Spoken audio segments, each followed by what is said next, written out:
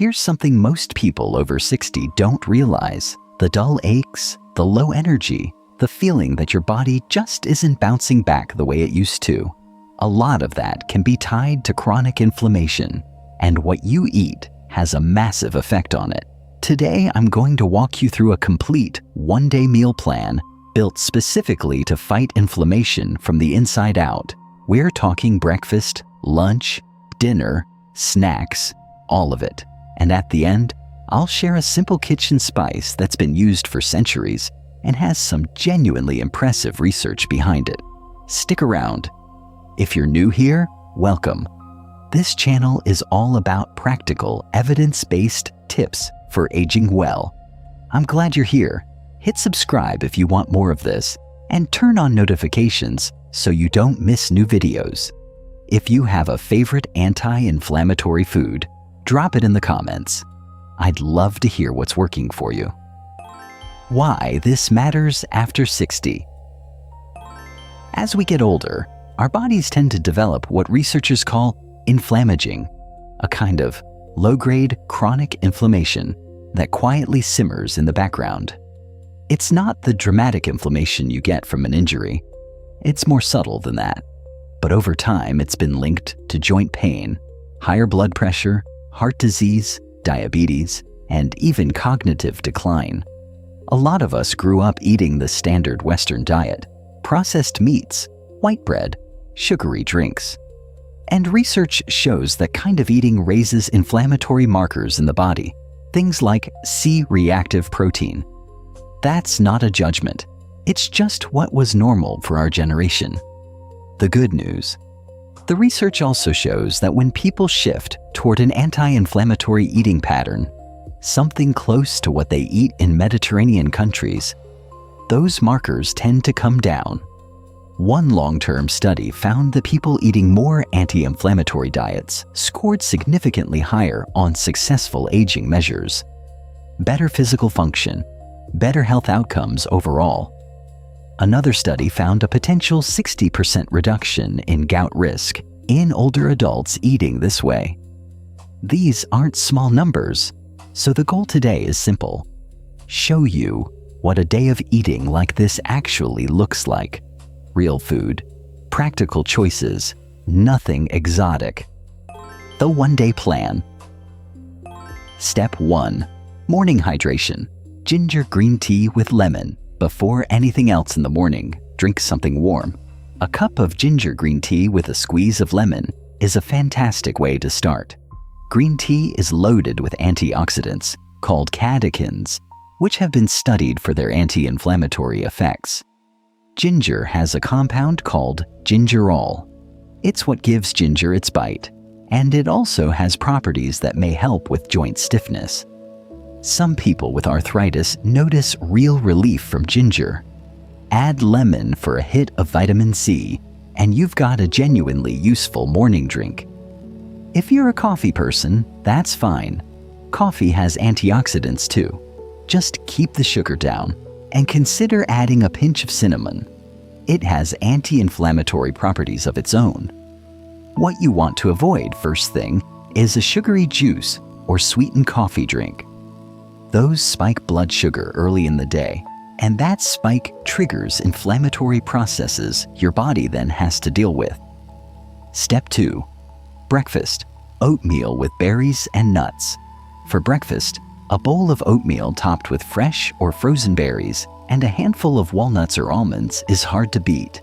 Oats are 100% whole grain and high in soluble fiber. That fiber helps keep blood sugar stable, which matters a lot after 60 because blood sugar swings are one of the things that drive inflammation. Berries, blueberries, strawberries, raspberries get their deep colors from antioxidants called anthocyanins. These have been linked in studies to reduced oxidative stress and lower inflammation. And walnuts in particular are rich in omega-3 fatty acids, which are among the most well-studied inflammation-fighting nutrients we know of. They're also good for heart and joint health. If you can't have oats, quinoa porridge is a solid alternative. Frozen berries work just as well as fresh. Don't let that stop you. The combination you're going for is whole grain plus fruit plus healthy fat. That's what keeps you fueled without triggering an inflammatory response. Step 3. Mid-morning snack, fresh fruit. A couple hours after breakfast, if you're hungry, grab a piece of fruit. An orange, some berries, a handful of cherries, red grapes. Any of these work well. Fruits are rich in vitamins, fiber, and polyphenols. An orange gives you a solid dose of vitamin C, which supports your immune system and has antioxidant effects. Dark-colored fruits, cherries, blueberries, grapes, tend to be especially high in anti-inflammatory compounds. The key here is replacing what many of us used to reach for at this time of day. A pastry, a cookie, something from a vending machine. Swapping that out for fruit satisfies the craving for something sweet, while actually helping your body not working against it. If you want it to be a little more substantial, pair the fruit with a small handful of almonds. The fat and protein will keep you fuller longer. Step 4. Lunch. Salmon, greens, and quinoa bowl. Lunch is where you can really make a dent in inflammation. A bowl built around salmon, dark leafy greens, quinoa, and colorful vegetables, dressed with olive oil, hits multiple targets at once. Salmon and other fatty fish like sardines or mackerel is one of the richest food sources of omega-3 fatty acids. Omega-3s have been shown to reduce inflammatory proteins in the body and support heart and brain health. Eating fish regularly is associated with healthier aging in studies, partly because of these fats. Pair that with spinach, kale, or arugula. Dark leafy greens are dense with vitamins A, C, and K, plus antioxidants that have been linked to slower cognitive decline in some research. Quinoa adds fiber and magnesium. Diets higher in magnesium correlate with lower inflammatory markers. And then throw in some cherry tomatoes. Lycopene is a potent antioxidant. Bell peppers, cucumber, maybe some avocado slices for healthy fat. Dress it all with extra virgin olive oil. Olive oil contains a compound called oleocanthal that actually works through similar pathways as ibuprofen to reduce inflammation. Populations that use a lot of olive oil consistently show lower rates of inflammatory diseases. It's one of the best things you can add to your daily diet. If you don't eat fish, lentils or chickpeas make a solid swap. Legumes have shown anti-inflammatory effects in research. Grilled tofu or tempeh works too. The template is lean protein, lots of vegetables, whole grain, healthy fat. Keep it in that range and you're doing well. Step 5. Afternoon snack. Veggies with hummus and nuts. That mid-afternoon slump is real, and it's often when people reach for something they'll regret later. Instead, put together a small plate of raw vegetables, carrot sticks, cucumber, celery, bell pepper strips, with a couple spoonfuls of hummus and a small handful of nuts on the side. Carrots and bell peppers are high in beta-carotene and vitamin C. Hummus is made from chickpeas, tahini, olive oil, and garlic. Every single one of those ingredients has documented anti-inflammatory or antioxidant properties. Garlic in particular has compounds that may inhibit inflammatory enzymes and support immune function.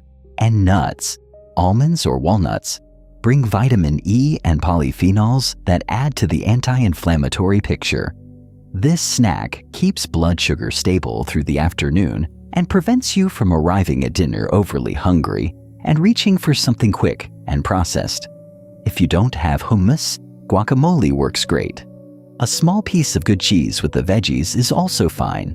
Fermented dairy is generally better tolerated and has some beneficial properties. Step 6. Dinner. Hearty lentil and vegetable stew. For dinner, something warm and comforting. A lentil and vegetable stew. Lentils are high in plant-based protein, fiber, and minerals. They have a low glycemic index, so they won't spike blood sugar, and their fiber feeds beneficial gut bacteria. A healthy gut microbiome plays a real role in regulating systemic inflammation. This is an area of growing research, and the findings are compelling. Load the stew with anti-inflammatory vegetables, diced tomatoes, Lycopene becomes more bioavailable when tomatoes are cooked. Spinach or kale, carrots, and sweet potato or butternut squash for vitamin A and potassium. Season with turmeric, ginger, cumin, black pepper. I'll say more about turmeric in a moment. It deserves its own segment. Finish the stew with a drizzle of olive oil. You can add a slice of whole grain or sourdough bread on the side for dipping. That's perfectly fine and adds fiber and B vitamins. If you want animal protein at dinner, a small portion of chicken breast or turkey is a reasonable addition. Lean poultry is generally neutral when it comes to inflammation. What you want to avoid is processed sausage, heavy creams, or deep-fried anything. Those introduce saturated fats and trans fats that actively promote inflammation. Step 7. Evening treat: dark chocolate and herbal tea. Yes, dessert is allowed. A square or two of dark chocolate, 70% cocoa or higher, alongside a cup of herbal tea is a genuinely good way to end the day.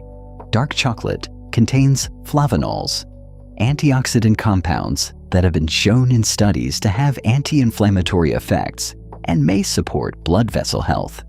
The key word is dark, and the key is portion, a couple of squares, not half a bar.